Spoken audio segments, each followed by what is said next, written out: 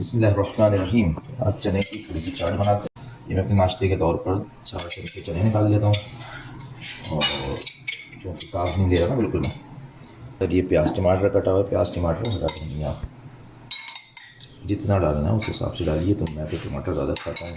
दही डालना है, ये भी आप अपने मिजाज से, कोई इसके अंदर रेसिपी वो नहीं है।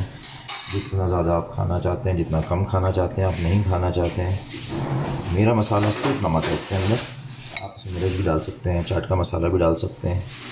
अच्छा होता है। तो ये मैं शहद डाल रहा हूँ, ब्लैक हनी है तो ये सूंठ का काम कर जाएगा। ये भी अपने मिजाज से जितना आपको डालना है।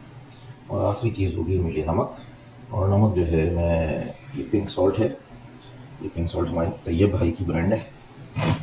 तो ये पिंक सॉल्ट अजवा के नाम से है। ये जज़ाकल्लाह खैर। Thanks for watching.